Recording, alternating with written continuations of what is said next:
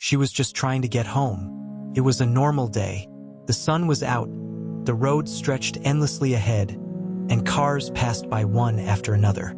To anyone driving past, she looked like any other young woman. Quiet, calm, standing by the roadside with her thumb out. But in a few moments, one decision would change her life forever. The car that finally slowed down didn't look dangerous. Inside were two people, a man and a woman. That's what made it feel safe. And that's why she got in. She had no idea that the couple sitting in that car would soon turn her world into something unimaginable. And that the next time she would see freedom, it wouldn't be for years. To understand what happened that day, you have to understand who Colleen Stan was. She was young, independent, and like many people her age, she was traveling, moving between places, trying to find her way in life. Hitchhiking wasn't unusual back then. It was common enough that many people didn't think twice about it. Still, she had rules. She was careful. She avoided getting into cars with men alone. If something felt off, she walked away. That instinct had protected her before. But on this day, everything seemed different. The car that stopped had a woman in the passenger seat. That immediately lowered her guard. Felt safer, more normal. The couple appeared calm, even friendly. They introduced themselves. They spoke casually. Nothing felt threatening. So she got in. At first, everything seemed completely ordinary. They drove along the highway, talking lightly. The conversation was normal, small talk about where she was heading, where they were going. There were no signs of danger, no sudden changes, no raised voices.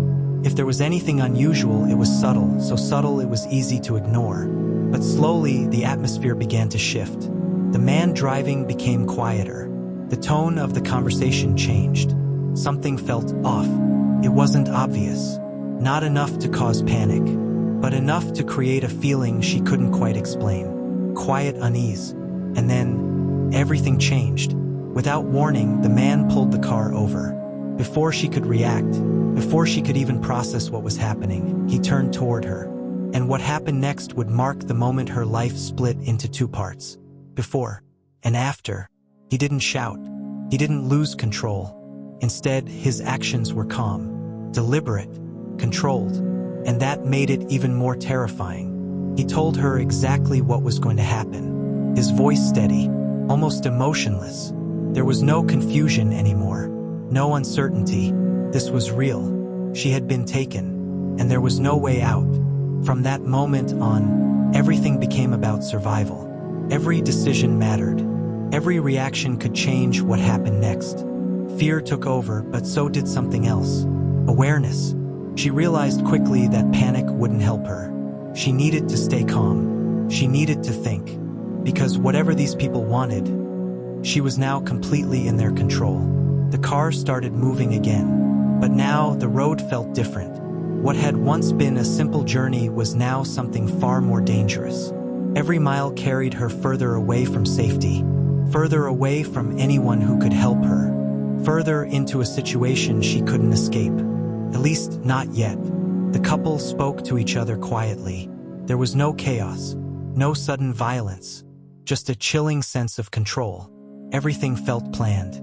Like this wasn't the first time they had thought about doing something like this.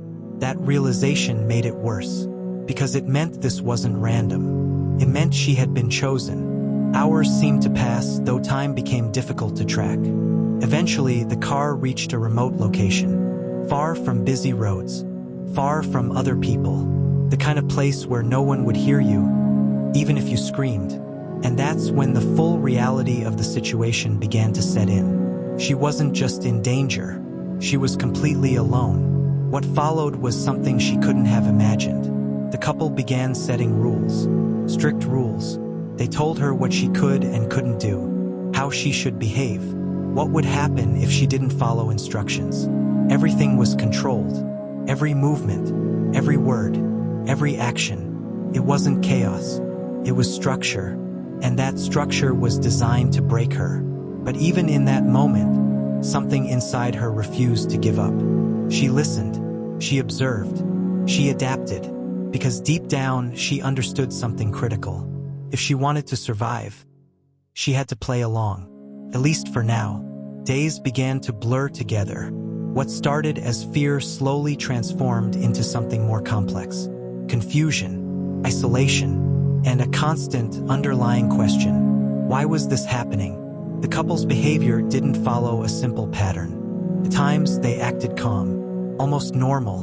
At other times, their control became more intense, more rigid, more suffocating. It was unpredictable, and that unpredictability made everything worse, because she never knew what would happen next. But the most disturbing part wasn't just what they did. It was how they made her feel. They weren't just controlling her actions. They were trying to control her thoughts, her perception, her understanding of reality itself. And slowly, that began to have an effect. Not because she was weak, but because she was human. The isolation, the fear, the constant pressure, it all started to wear her down. But even then, she held on to something. A small part of herself that refused to disappear. A part that believed somehow this wouldn't last forever. Because even in the darkest situations, hope can survive. What she didn't know yet was just how long this would go on. Days would turn into weeks, weeks into months, and months into something far more unimaginable. This wasn't just a kidnapping. It was the beginning of something far more disturbing. Something that would test her in ways no one could ever expect. And as time passed, the couple would take things even further, pushing boundaries, tightening control, creating a situation that seemed impossible to escape. But what they didn't realize was that she was learning, watching, waiting, because survival isn't just about enduring. It's about knowing when the moment comes. And one day, that moment would arrive. The first night was only the beginning. What Colleen Stan thought might be temporary quickly turned into something far more controlled, far more calculated, and far more terrifying. Because this wasn't just about keeping her captive. It was about breaking her. At first, the rules seemed simple. Do what you're told. Don't ask questions. Don't resist.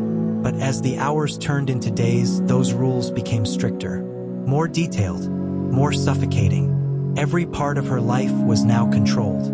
When she could move, when she could speak, even how she was allowed to think. Then came the moment that would define everything. The moment that would turn her captivity into something almost unimaginable. They showed her the box. It didn't look like much at first glance. Just a wooden container, small, plain. But there was something about it that immediately felt wrong. Something that made her heart race before she even fully understood what it was for. And then they told her she would be placed inside it for long periods of time, in darkness, with no way to move. The idea alone was suffocating. But this wasn't a threat. It was a command. When it happened for the first time, time itself seemed to stop. The space was so tight she could barely move. The darkness was complete. There was no sense of direction, no sense of time, no sense of anything except her own breathing. And even that felt too loud. Panic came instantly. Her body reacted before her mind could. Her chest tightened. Her breathing became rapid. Her thoughts spiraled. But there was nowhere to go, no way to escape. And slowly, something changed, because panic couldn't last forever. Not in a place like that. Eventually, her mind had to adapt, or it would break. So she did something incredible. She learned how to control her breathing, to slow her thoughts, to survive the moment instead of fighting it. Because fighting it only made it worse. Hours passed, or maybe it was minutes, or days. Time didn't exist inside the box. This was no longer just physical captivity. It was psychological. And the couple knew exactly what they were doing. When she was finally let out, the world felt different. Louder, brighter, almost overwhelming. But instead of relief, there was something else. Fear of going back inside. And that fear became a tool, powerful one. Because now they didn't always need force. They had something stronger, control. They began introducing new ideas, new rules. But these weren't just about behavior anymore. They were about belief. They told her there was an organization, a powerful secret group, one that controlled everything. They said this group was watching her, watching them, watching everything. If she tried to escape, they said, the consequences wouldn't just affect her. They would affect her family, her friends, anyone she cared about. First, it sounded impossible. Too extreme, too strange. But when you're isolated, when you're controlled, when every piece of information you receive comes from the same source, even the impossible can start to feel real. They repeated it over and over, reinforcing the idea, building it slowly, until it became something that lived in the back of her mind. Always there, always watching. This was the real trap, not the box, not the physical control, but the psychological cage they were building around her. Because if she believed them, if even a small part of her believed them, then escape wouldn't just feel dangerous. It would feel impossible. Days turned into weeks, weeks into months, and the routine continued. Periods of isolation, moments of controlled interaction, rules layered on top of rules, each one tightening the grip on her sense of reality. But something remarkable was still happening beneath the surface. She was adapting, not in the way they intended, but in a way that would eventually save her. She listened carefully. She observed everything. The way they spoke, the way they acted, the inconsistencies, the small details that didn't quite add up. Because no matter how controlled a situation is, no matter how carefully someone constructs a lie, there are always cracks. And she began to notice them. The organization they talked about, there was never any proof. No real signs, no outside confirmation, just words, repeated again and again. At the same time, their behavior didn't always match their claims. If they were truly part of something powerful and all-seeing, why were they so careful about small things? Why did they act alone? Why did they seem ordinary at times? These questions didn't free her, not yet, but they planted something important, doubt. And doubt in a situation like this is powerful, because it creates space. Space between what you're told and what might actually be true. Still, escaping wasn't an option. Not yet. The risk felt too high, the consequences too unknown. So she waited. She survived. She played the role they expected. Because survival isn't always about action. Sometimes it's about patience. Meanwhile, the couple continued tightening their control, expanding their rules, pushing boundaries further. They made it clear that disobedience would lead to punishment. And punishment didn't always mean physical harm. Sometimes it meant isolation, longer periods in the box, less interaction, more silence. And silence in a situation like this can be one of the most powerful forms of control, because it forces your mind to fill the gaps, to imagine, to fear.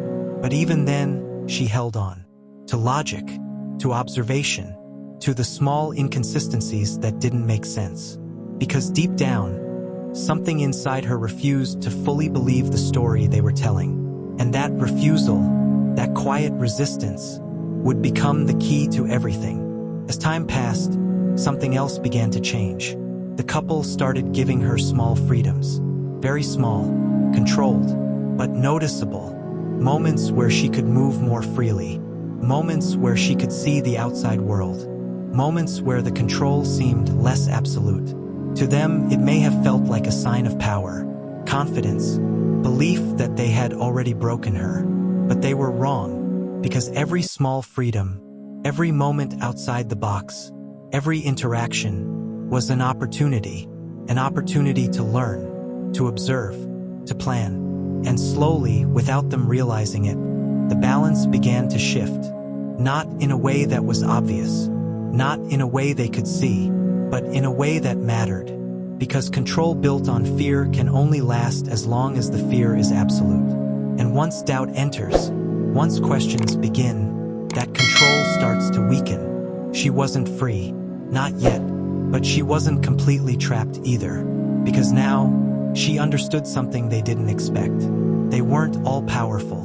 They weren't unstoppable. And maybe, just maybe, they weren't telling the truth. And that realization changed everything. Time lost its meaning. Days turned into weeks, weeks into months, And before she could fully process it, months became years. For Colleen Stan, captivity was no longer just something that had happened to her. It had become her reality. At some point, something changed. Not all at once. Not in a way that was obvious. But slowly, the rules began to shift. She was still controlled, still watched, still bound by the same fear that had been built around her from the very beginning. But now, there were moments, small, controlled moments, where things felt different. She was allowed out more often, allowed to move beyond the confined spaces, allowed to exist in small ways outside the strict limits that had once defined every second of her life. To an outsider, it might have looked like progress, like she was gaining freedom, but it wasn't freedom, not really, because the most powerful part of her captivity was no longer physical. It was psychological. The idea of the organization still lingered. That invisible force they had described so many times. The one they claimed was always watching, always ready to act, even without proof. The fear remained. Because fear, once planted deeply enough, doesn't need constant reinforcement. It lives on its own. And so, even when she was outside, even when she had opportunities that looked like escape, she didn't run, not because she didn't want to, but because she believed she couldn't. That was the control they had built. A cage you couldn't see, prison without walls. There were moments, brief, almost surreal, where she was taken into public spaces, around other people, normal environments, places where help was right there, but she didn't ask for it. She didn't reach out, because in her mind, the consequences were too great, too dangerous, too unknown. What if they were telling the truth? What if someone was watching? What if trying to escape didn't just put her in danger, but everyone else too? Those questions were enough to stop her, every time. And so the years passed. From the outside, it would have been impossible to understand. How could someone be so close to freedom and not take it? How could someone walk among others and say nothing? But that's the thing about control. When it reaches deep enough into the mind, it changes the way you see the world. What feels obvious to others doesn't feel the same to you. She adapted. She learned how to survive within the structure they had created. She followed the rules, played the role, did what was expected, not because she had given up, but because she was waiting for something to change, waiting for a moment that felt different, a moment where the fear didn't feel absolute. And slowly, that moment began to take shape. The cracks she had noticed before, the inconsistencies, the small details that didn't add up, they became clearer, more obvious. The so-called organization, there was still no proof, no signs, no evidence that it existed outside of what they had told her. And their behavior continued to raise questions.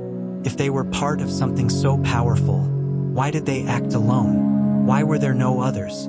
Why did everything depend on just them? The more she observed, the more the story began to unravel. Not completely, not all at once, but enough to create something stronger than fear, doubt. And doubt changes everything. Because once you start questioning, once you start seeing the possibility that what you've been told isn't true, the control begins to weaken. It doesn't disappear overnight, but it starts to crack. And those cracks grow.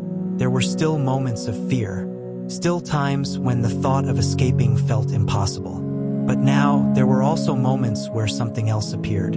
Hope, a quiet, cautious hope, the kind that doesn't shout, the kind that doesn't take risks too quickly, the kind that waits. And she kept waiting. Meanwhile, the couple grew more confident, more relaxed. They believed the control they had built was permanent, that the fear they had created would never fully go away. And because of that belief, they made a mistake.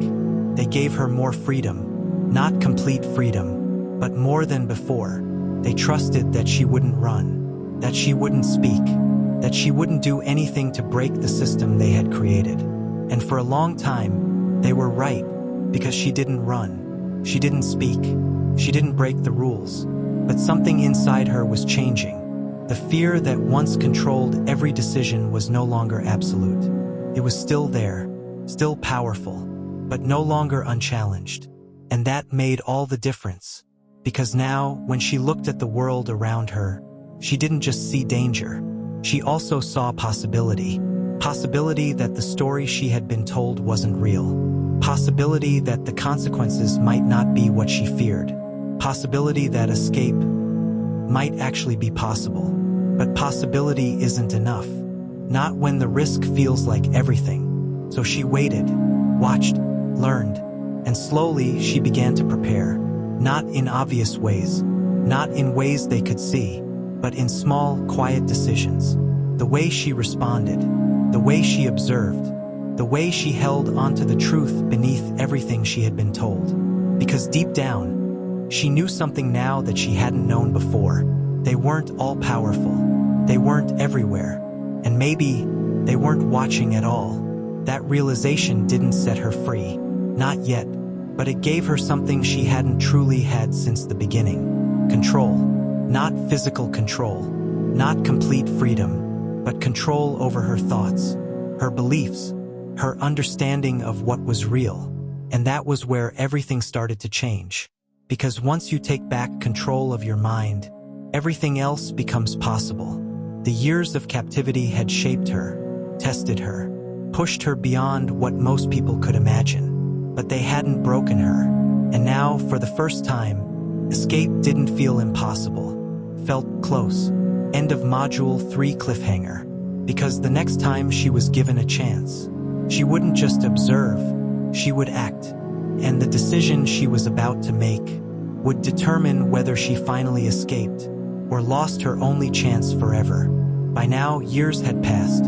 For Colleen Stan, survival had become second nature. Every reaction was measured, every word carefully chosen, every moment observed. But something had changed. The fear that once controlled everything wasn't as strong as it used to be. It didn't disappear. It was still there, quiet, lingering in the background. But now it had to compete with something else. A growing realization. What if everything they told her wasn't true? That question had been there before, buried beneath layers of fear and control. But now it was louder, harder to ignore. The organization they had described for so long still had no proof, no signs, no presence beyond their words, and their behavior didn't match the story. If they were truly part of something powerful and all-seeing, why did everything depend on just them? Why were there no others? Why did they act alone? The more she thought about it, the more the illusion began to fall apart. But realization alone wasn't enough, because even if the story wasn't real, the risk still was. What if she was wrong? What if there really were consequences? What if trying to escape made everything worse? Those thoughts still held her back, still kept her cautious. But something else was happening at the same time. Something subtle, but powerful. They were getting comfortable. The couple no longer watched her as closely as they once had. Their control, once tight and constant, had loosened. Not completely, but enough. Enough for small opportunities to appear. Moments where she wasn't being watched as closely. Moments where she had space to think. Moments where action might be possible. And for the first time in years, she began to consider something she had pushed away for so long. Escape. Not just as a distant hope, but as a real possibility. Still, she didn't rush, didn't act impulsively, because she understood something critical. If she tried and failed, there might not be another chance. So she waited, watched, prepared. She studied their routines, the times they were distracted, the moments when their attention shifted. She noticed patterns, small ones, but important. And slowly, she began to build something in her mind. Plan. Not a perfect plan, not a guaranteed escape, but a chance. And sometimes, a chance is all you need.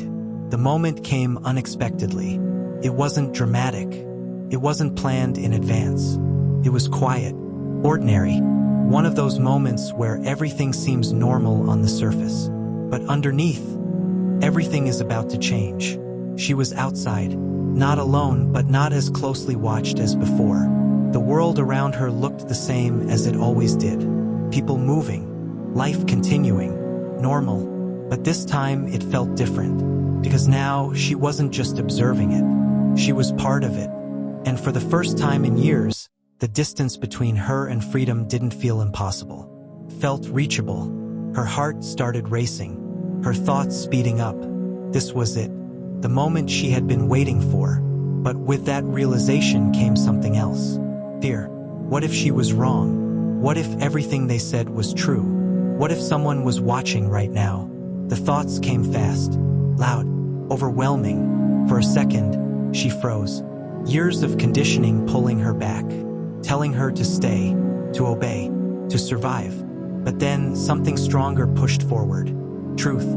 The small cracks she had noticed over the years, the inconsistencies, the lack of evidence, all of it came together in that moment, and she realized something that changed everything. If she didn't try now, she might never try at all. And so, she made a decision. She stepped away. At first, it was small, barely noticeable. A few steps, calm, controlled, no sudden movements, no panic, because drawing attention could ruin everything. She kept walking. Each step felt heavier than the last. Every second stretched out.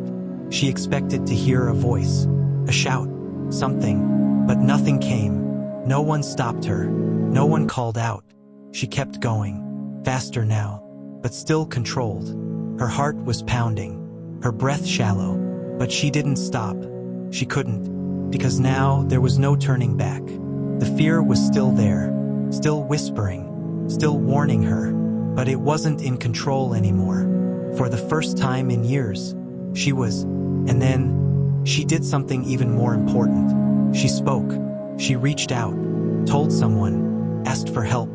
The words didn't come easily. They felt foreign, like something she hadn't done in a long time. But once they started, they didn't stop. Because after years of silence, the truth was finally coming out. And in that moment, everything changed. The control that had defined her life for so long was broken, not slowly, not partially, completely. But the story wasn't over, because escaping was only the beginning. Now came the questions, the investigation, the reality of everything that had happened. And the people responsible were about to face consequences. The moment Colleen Stan spoke, everything began to unravel. For years, her world had been controlled by fear, silence, and manipulation. But now, standing in front of people who were finally listening, the truth started to come out, piece by piece. First, it was difficult. The words didn't flow easily. How do you explain something that lasted years in just a few sentences? How do you make someone understand a reality that sounds almost impossible? But she tried. And as she spoke, the people listening began to realize something chilling. This wasn't just a kidnapping. It was something far more complex. Authorities were contacted almost immediately. What began as a shocking statement quickly turned into a full investigation, because the details she shared didn't sound like anything they had heard before. At first, investigators approached carefully. They needed to verify everything, confirm timelines, separate fact from trauma. But as they dug deeper, the evidence started to align. Names, locations, patterns, everything pointed back to the same two people. The couple who had picked her up on what seemed like an ordinary day. When police began closing in, they didn't know exactly what they would find. But they knew one thing for certain. If even part of her story was true, this case was going to be unlike anything they had handled before. The arrest didn't come with chaos. No dramatic chase.